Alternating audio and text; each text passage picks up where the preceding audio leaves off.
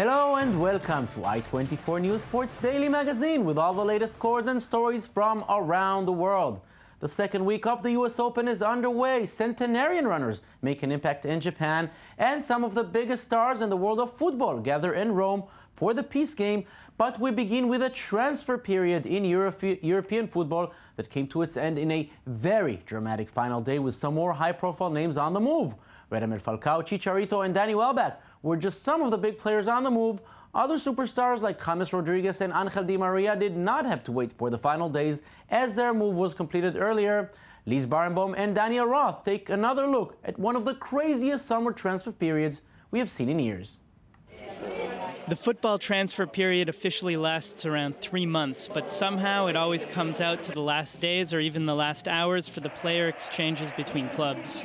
At the end of January, as the winter transfer window closes, the planning begins for the summer transfer window. The team personnel must then assess their teams to see what they need for the upcoming season. The first major transfer of the summer was announced on May 23rd, but the official move of David Luiz from PSG to Chelsea was only confirmed in June with an agreement between the London club and the Brazilian defender. The Blues purchased the Brazilian defender for €25 million from Benfica in 2011 and was transferred to the Parisian club for €49.5 million on a 5-year deal. Despite the great investment, the president of his new club thinks it is money well spent. I think David was very expensive. He's a great player. I tried to pay less, but that is the price, because there were a lot of big clubs who wanted to buy David, and I am very happy with his arrival at PSG. The biggest obstacle in making the deal is always the player's salary. The amount varies depending on the footballer, if he is out of contract or not, and how many clubs are pursuing the player. During the summer transfer, Real Madrid announced the signing of Toni Kroos, the German midfielder and newly crowned World Cup winner, signed a 6-year contract with the European champions. The fee for this transfer was €25 million, and Kroos himself hopes to shine with his new club. I won the Champions League last year with Bayern Munich. This year it's Real Madrid who won, and I hope, of course, my big goal is that we win together next year. Another purchase for Real Madrid was young Colombian James Rodriguez, who was a scoring sensation at the World Cup. The $80 million transfer of Rodriguez is the second most expensive transfer this summer. I feel good. This is just the beginning. I have to stay calm. I started only 11 days ago, and gradually I found my place in this team. The final contract includes the salary, the amount of premiums, and sometimes some advantages like an apartment or a car provided by the club. And this year, Argentine international Angel Di Maria also made headlines. After 4 seasons with Real Madrid, he was traded to Manchester United for €75 million, the highest price ever paid by a Premier League team, and he knows exactly how big are the shoes he's filling. When I was in Madrid, Cristiano Ronaldo had told me how the number 7 was important to him. He wanted me to wear the Manchester 7. The truth is that when I got to the club, I wanted it. So it's also nice to wear a shirt that such great players have worn. Every hour is counted when the negotiations always get dragged to the last day of the transfer period. It happened again this time. The negotiations over Falcao have finally been completed on the last day of the transfer market, as he decided to join Manchester United. Monaco and the English club have come to an agreement for a loan fee of €12 million. Each season, the players are asking themselves the same question: should I move clubs or not? If transfers take place every 3 or 4 years, the change of life is nevertheless difficult, because beyond the prestige, the pressure is great for the players to be profitable, and that weight is constantly on their shoulders. Now to tennis and to the favorite to win the title in Flushing Meadows. We're speaking, of course, about Novak Djokovic. The world number 1 was trying to secure his 22nd consecutive quarterfinal in a Grand Slam. The last time he was out before the final 8 stage was in Roland Garros back in 2009. The man who beat him back then was German Philipp Kohlschreiber. He was also the man Djokovic faced this time. But what was good on the French clay 5 years ago was not good enough on the hard courts in Queens. The man from Serbia wins in straight sets. He has not dropped any set so far in this tournament, and he's obviously very happy with his achievement. Well, I'm very glad, obviously, to hear that I had so many consecutive quarterfinals or Grand Slams. It says that I do value these tournaments the most and try to always perform my best tennis in them, and it obviously motivates me for the future to continue that streak. Of course, why not? Djokovic will now face Andy Murray in the quarterfinal. 2 years ago, it was the final. The Scot gave his best performance so far in Flushing Meadows. The number 8 beat another top 10 player, world number 9 Wilfried Tsonga, in straight sets 7-5, 7-5, and 6-4. Yes, Djokovic will come into the quarterfinal as favorite, but let's remember, it was Murray who won that final 2 years ago in an epic 5-set battle. And he beat Nola again the following year in the final of Wimbledon, so don't count him out just yet. Murray himself knows those 2 wins will give him a lot of confidence ahead of the upcoming match. But it's more, I wouldn't say in terms of giving confidence, more just having that experience of playing those matches, and they were both very long, tough matches as well. So I know that I can last those matches against him. Djokovic and Murray did it in 3 sets. It was much harder for the world number 3. Australian Open champion Stanislas Wawrinka had a long rest since his opponent in the 3rd round had to withdraw due to injury. Despite that, he had to struggle to go past by the 4th round. The Swiss won the 1st set, Spaniard Tommy Robredo won the 2nd, and had 2 set points in the tiebreak of the 3rd. But Wawrinka was able to recover just in time. He took the 3rd, winning 9-7 on tiebreak, and then completed the task in the 4th after a very hard day at the office. I don't know if I want it more than him, but I want it a lot for sure. I think there's few moments in the match that makes big difference. But I think I want it also because mentally I was really strong today. I was accepting the fact that I was really down physically in the 3rd set, that I was struggling a lot with cramping and everything, but I wasn't complaining about that. I stayed positive with that. It was not easy for Wawrinka, but it was much harder for his next opponent. Kei Nishikori and Milos Raonic were on the court for 4 hours and 20 minutes before the world number 10 from Japan came out victorious. Raonic, the 5th seed Canadian, was seen as one of the interesting prospects ahead of the tournament. It was up 2-1 after the 3rd set, but Nishikori came back to take the final 2 sets and book his spot among the final 8. Now to the women's side, where 8 of the top 10 are already out. One who's still in is the world number 1. Defending champion Serena Williams is probably happy to see all her big opponents go out one by one. She makes sure not to join them. In the 4th round, she met Kaia Kanepi from Estonia, and after 64 minutes, she was through to the quarterfinal, winning 6-3 and 6-3. Believe it or not, this is Serena's best achievement in a Grand Slam so far this year, as she was unable to go past the 4th round in Melbourne, Roland Garros, or Wimbledon.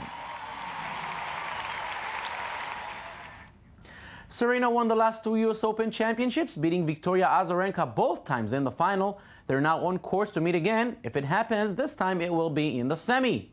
Azarenka, who is down to 16th in the WTA ranking, faced Alexandra Krunic in the 4th round. She may only be ranked 145th, but Krunic beat 3rd seed Petra Kvitova in the earlier round, so she is definitely someone to watch out from. She seemed to be on the way to another major shock, taking the 1st set 6-4, but Azarenka came back to take the following 2 sets, and she showed a lot of respect for her opponent after the match. She gave a fight, and she wasn't afraid to go big on the important moments. I was a little bit surprised that she's not that tall, and she hits the ball and unleashes her forehand, with so much power. So that was quite surprising. But I think she's a young player. She has a good future if she keeps going this way. Azarenka and Serena are now 1 match away from another meeting. The American will have to beat Italian Flavia Pennetta. Next up for the Belarusian is Yekaterina Makarova. The 17th seed from Russia beat Canada's Eugenie Bouchard in straight sets 7-6 and 6-4. Bouchard came into the tournament as number 7, but as it seems, top 10 is not a place you want to be this year in the women's tournament. As incredible as it may sound, Serena Williams and Caroline Wozniacki are the only top 10 players still in the race. Earlier in the show, we spoke about the big names on the move in European football. Some former big names gathered last night in Rome for another event, one that is much more important than the money being transferred from one club to another. Michael Friedman with a story. Pope Francis organized a match for peace on Monday in the Italian capital of Rome. Maradona and Robert Baggio were among the hosts, along with other former football stars who played in the interreligious charity match. The Argentine Pope is an avid football fan, and although he was not in the stands, he had a message for the audience at Rome's Olympic Stadium ahead of kickoff. People, especially the young, hold you in very high esteem, especially for your outstanding athletic qualities. Yet it is important to provide a good example for the others, both on and off the football pitch. Roberto Baggio would step back in time with an easy goal, and the Italian forward would have a lot to smile about after a pass from Maradona that put his team up 2-0. Baggio was one of the few non-Catholic players to start the match, having converted to Buddhism, but several different faiths were represented, including Jews, Hindus, and Muslims. I think this event is the beginning of something which can bring people closer, even if they might have different views and thoughts. Although this game was for peace, an Egyptian football player, Mohamed Abu Trika, refused to play because of the presence of Israeli player Yossi Benayoun. Legendary Ukrainian and AC Milan striker Andrei Shevchenko showed he hasn't lost his touch after scoring a penalty in the match. Atletico Madrid manager Diego Simeone would also look fit running throughout the pitch. The fans would witness many goals during the match as Inter Milan forward Mauro Icardi scored a hat-trick, and as well a spectacular second goal by Shevchenko. The match would end with Team Pupi defeating Team Skolas 6-3. But much more important than the result is the fact that the game was organized by Pope Francis in support of a healthy dialogue between people of different faiths at a time when religion can often be used as a means for division. Big smiles would be seen from Maradona and all the other players as they came together in the light-hearted exhibition. When athletes cross the age of 30, we tend to say that their time is over, they're simply too old. Well, are they? Maybe we should think again. Some people in Japan show us that it's not the age that matters, it's the will to compete. They say he's the fastest centenarian in the world, over 100 meters. Japanese runner Hidekishi Miyazaki stops the clock in a fraction less than 30 seconds. Not bad for a 103-year-old. Next year, Golden Bolt, as he's become known, is aiming to break the record in the 105 to 9-year-old category.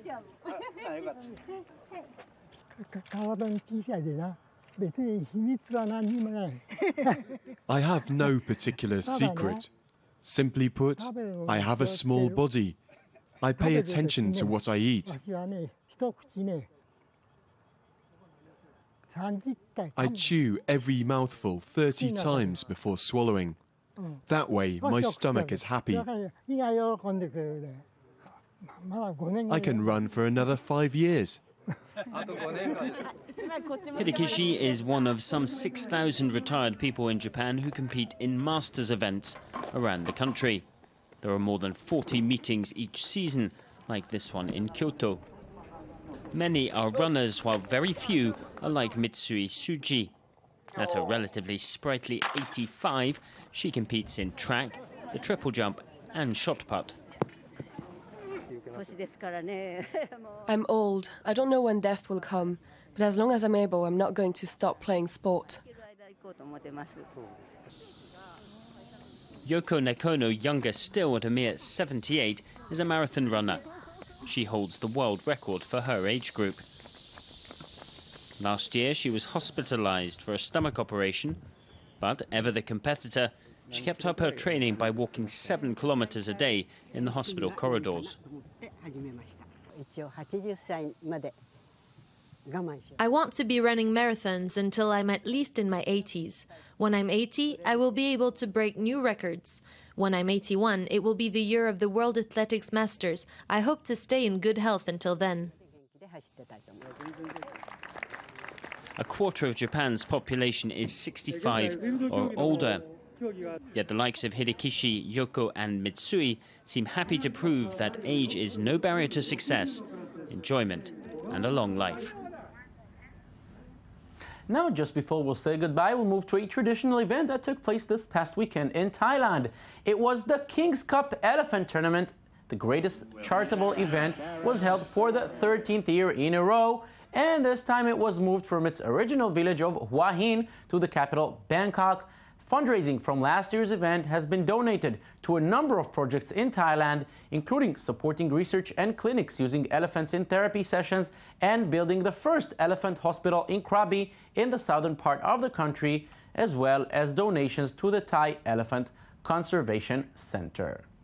And that's it for us today. Don't forget, you can watch us anytime on our website at i24news.tv. We're also on Facebook and on Twitter. Thank you for watching and have a beautiful day.